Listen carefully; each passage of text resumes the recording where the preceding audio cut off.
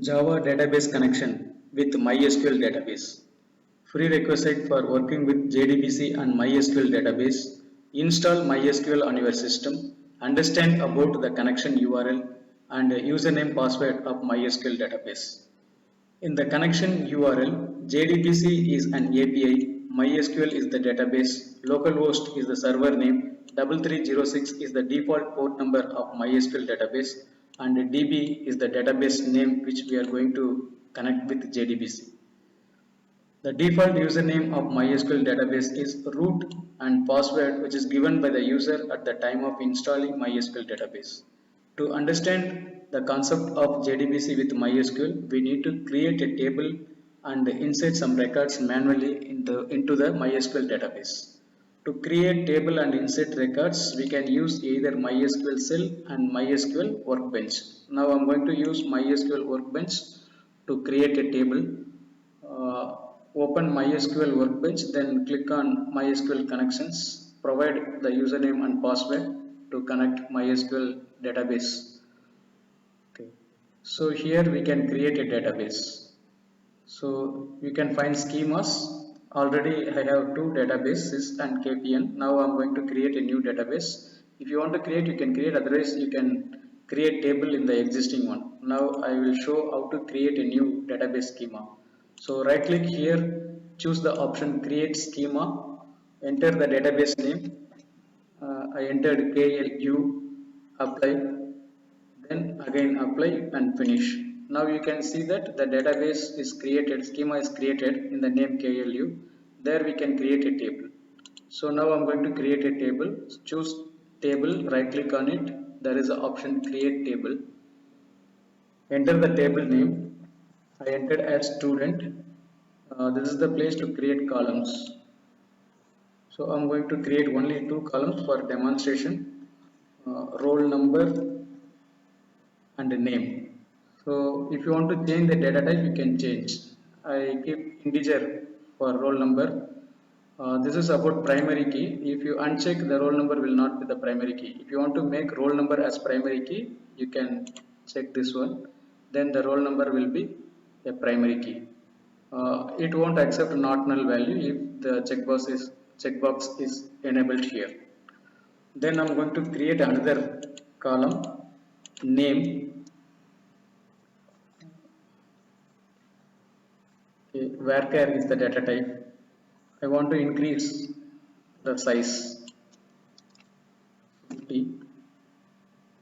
Like this we can create a number of column for the table student. Then apply, it generates a query, create table in the schema name KLU. Table name is student with two fields, roll number and name. Roll number belongs to integer data type, not null value. Name belongs to varchar with the size 50, it accepts null value, and primary key is roll number. So then apply, it start executing a query and then finish. Now you can see the table student under tables in the database KLU. So now I'm going to insert some record into the database. So first I try to retrieve the data which is available in the student. So I write the query select asterisk from the database name KLU dot table name student, end with semicolon. Click on this icon, it start executing your query, it retrieves the data from the table student. Nothing will be there, just now we created the table student. Now I'm going to insert some records. So you can write an insert query to insert a record, otherwise manually you can enter roll number as some value 1001 and name of the student 1002 and name of the student 1003 and the name of the student. Okay, I entered. So then you click on the option apply here.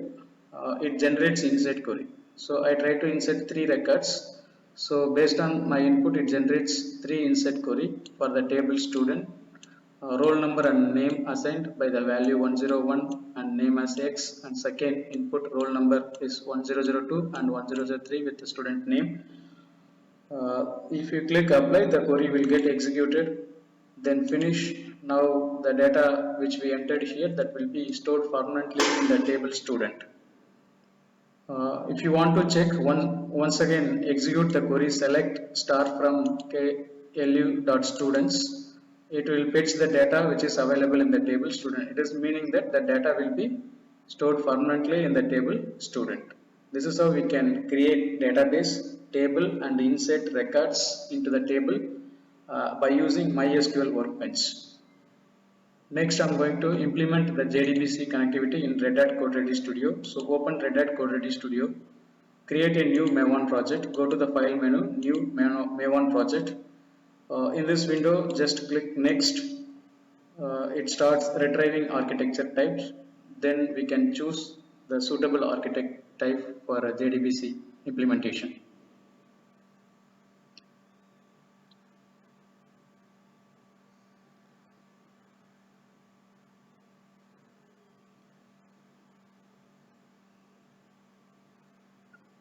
Yes, now I am going to apply the filter Maven archetype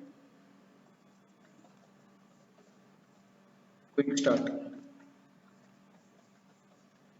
So now we can find the architecture type from Apache Maven architect types version number 1.4. So choose the architect type.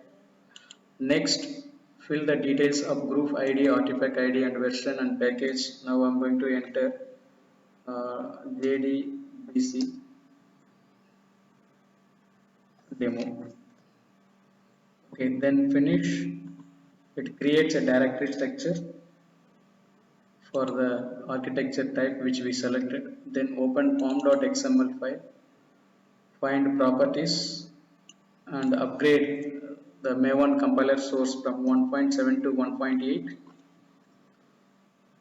Then save, close the file form.xml, right click the project directory and go to the option Maven update project.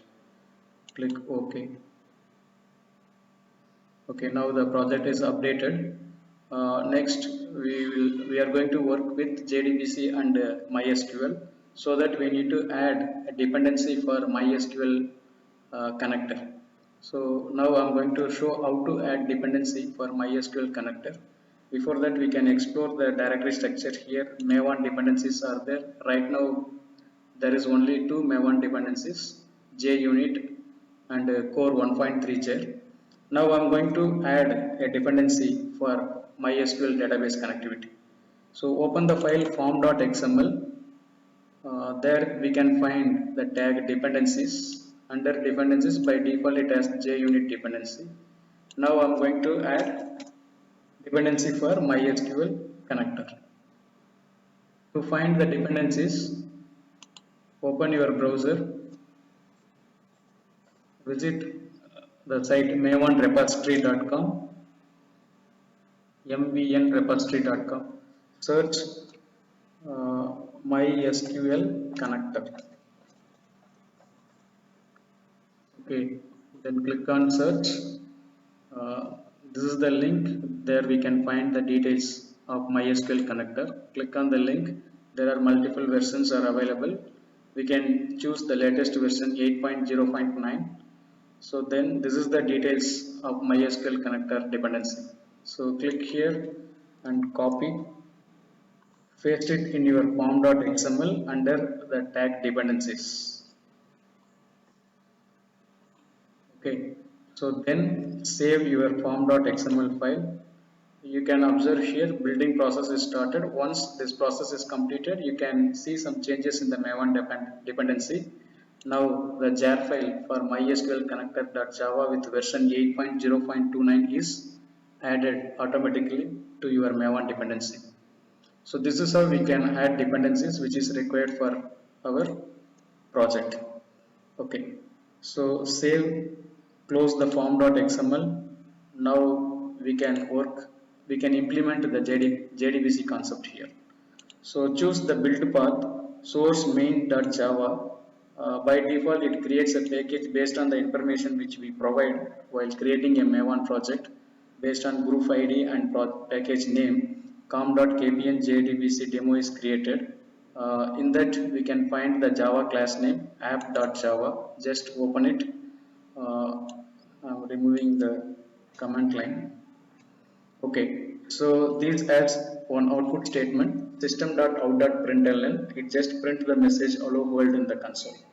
So how to execute this project? No need to deploy. Just right click on the editor.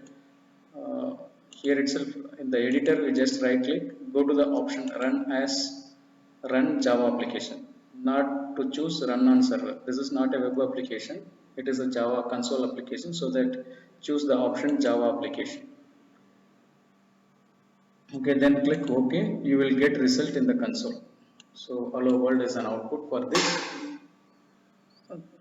for this code. Okay, now I'm going to implement the concept of JDBC and establish the connection with a MySQL database. So that I'm going to import the package java.sql.asterisk. Okay, so here I'm going to create three string objects. One is for URL, connection URL, filter some value that I will fill later. Next, another string for username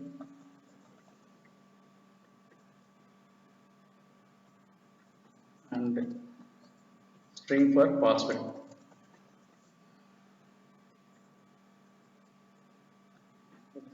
Now URL, this is the connection URL for MySQL database. So just copy and paste it here. JDBC colon MySQL colon / localhost colon 3306 database name. In the place of DB, I'm going to replace my database name. In the MySQL workbench, I created database in the name KLU. So I replace the database name as KLU. Then username is root. The default username for MySQL database is root, and password which I provided while installing MySQL in my laptop 90. Okay. Next, I'm going to create object for the connection interface. So connection is an interface. This is an object CON initialized with driver manager dot get connection. We need to pass these three string objects: URL, username, and then password. End with semicolon. Okay. So now it shows an error. Why? Because we need to handle the exception while dealing with the database. We need to keep these things inside the try catch block. Otherwise, we can use throws exception here. Okay, now fine. So the driver manager is the class component which is available in the JDBC API. It acts as an interface between users and the database. So next I'm going to create object for statement. So statement is the class used to execute the queries.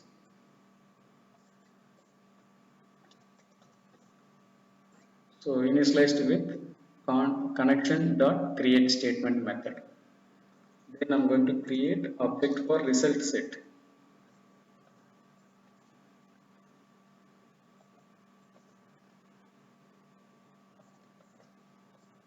Statement dot execute query. So parameter, we can pass the query as a parameter for the method execute query. So now I'm going to retrieve the data from the database table. I'm using select asterisk from table name student. This query will bring the details which is available in the database ALU in the table student. Then I'm going to display the values which is available in the object result set by using the loop while rs.next. So the next method will return boolean value true or false. If the result set has a record, it returns true. If the result set doesn't have any record, it returns false. So in our case, the table student has 3 records, so the loop will repeat for 3 times. So inside the loop, I'm going to write the output statement system.out.println. I just display roll number of the student by retrieving data from the table student.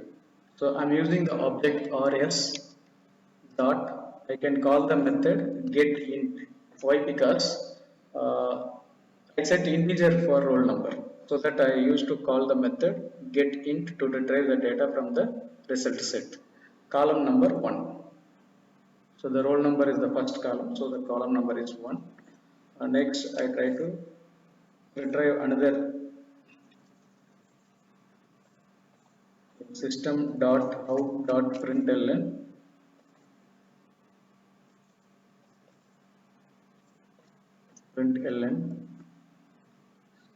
name of the student, name concatenate by the value from the result set, rs dot get string. So why? Because the name is defined as a varchar in the database. So it is the second column. So index of the column number is 2. Okay, then I'm going to close the connection object con dot call the method close. It will close the connection which we established in this application. So now we will check whether it is works. Just right click on the editor, go to the option run as Java application, click OK. Yes, it retrieves data from the table. So in the table student, we have 3 records, 101, 102 and 103. The same will be displayed in the console. Okay, roll number 101, name of the student 102, name of the student, and 103, name of the student.